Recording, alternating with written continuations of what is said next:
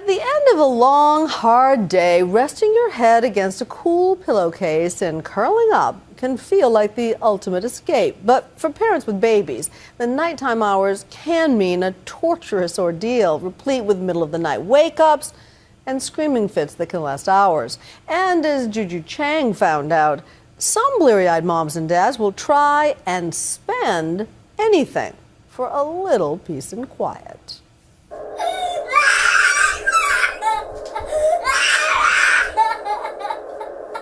Two-year-old Mia isn't screaming because she's sick or hurt. In fact, just minutes before, she was happily reading and playing downstairs.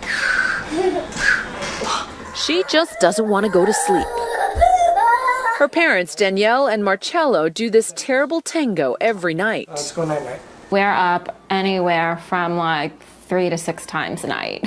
And Mia isn't the only problem. They also have a 9-month-old baby, Emily, who also doesn't sleep.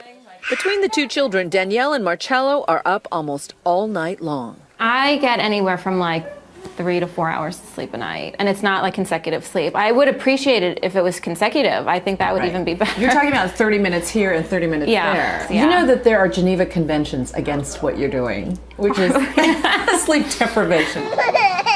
A typical night for the family goes something like this. They put Mia down at 7:30, which can quickly become 8:30. We have to sit there and we have to hold her hand, and you know, it's a whole process. It could take anywhere from 10 minutes to an hour. Once Mia finally does fall asleep, she doesn't stay that way long. Between midnight and 2 a.m., 1 or 2 a.m., she's screaming so loud that A, I'm afraid she's going to wake Emmy up. And B, I'm afraid she's going to hurt herself. So at that point, the only thing that consoled her in the past was giving her a bottle and bringing her into bed with us. Meanwhile, Emily isn't sleeping like a baby either. She is often up 3 or 4 times during the night. Danielle and Marcello both work full-time, and they're both at their breaking point. How much would you pay to get your life back, is the question. I was just telling, one of the producers, I would give up my life savings at this point. So they're giving in and paying up by turning to an increasing trend among exhausted parents, a paid sleep consultant. Enter Dream Team Baby. Connor Herman and her colleague Kira Ryan come into families' homes and take back the night. So glad to meet you. Sleep training small children is a booming business. The Dream Team charges close to $2,000 for an overnight stay like this and follow-up consultations, though they did not charge Marcello and Danielle for agreeing to let Nightline tell their story. Their method is simple yet controversial. Let your child cry, no matter how painful it is to hear. Tonight, the Dream Team is actually going to spend the night on the floor in Mia's room. Step number 1, black out the windows so the room is completely dark. Step number 2, turn on a sound machine to drown out any noise. This is white noise. And number 3, the hardest, put the baby to bed and walk away. We really believe that after 4 months, children are ready to be successful at sleeping through the night. To prepare Mia for what's in store, she's been reading a book on the iPad about a little baby bear who goes to sleep all on her own. Baby bear goes in the crib all by herself. But the book probably didn't prepare her for this. One goodnight kiss from Mommy. And just like the book, Mommy thinks that you're a big girl and you can stay in your crib and put yourself to sleep all by yourself. And then Daddy puts her to bed. Just lay her down, cover her up, and stay night. What happens next is not for the faint of heart. Love you.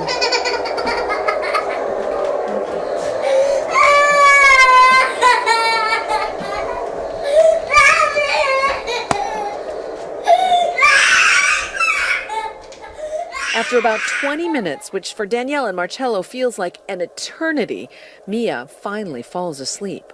So tell me what you were experiencing when that was happening. So anxious because I wanted to be with Mia, and Emily was crying. But over the course of the night, she wakes up 4 more times. I feel bad. I feel like she's helpless right now. Mommy's bed. Mommy's bed. I mean, how could you not bring her in when she's asking for Mommy's bed? But sticking with the Dream Team's plan, they do not go to her until 7:30 a.m. You see, Mia, I knew you could do it. Yes. She could. Girl, and you're going to teach Emmy how to do it because you're the big sister. Yeah. Soon after, she is happily playing.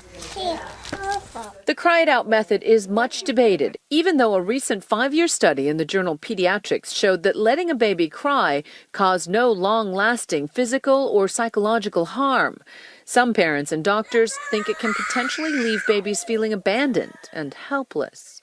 As a mother who let the baby cry it out, what's wrong with letting them do that if it teaches them how to self-soothe and go to sleep? Well, I would think of crying it out in a kind of a similar way to spanking. Spanking can work. A lot of people will tell you that's the best thing. That's what worked for their kids. But it fundamentally doesn't feel right, and it teaches them the wrong message. Dr. Harvey Karp is the author of the Happiest Baby on the Block books and DVDs. When your child cries, maybe they're yanking your chain, maybe they're just in the habit, but maybe they're in distress. But the Dream Team stands by its philosophy that short-term, controlled crying is the best way to achieve long-term sleep success. A good night's sleep is a great, yummy, wonderful thing, and that's what you're going to be giving to your child. Then it's something to celebrate. 2 weeks after the intervention with Mia, the team's methods seem to have paid off. Miraculously, Mia is sleeping 12 hours a night and going to bed without a peep. Okay. Good job. Night-night. Okay. Emmy, however, is a work in progress.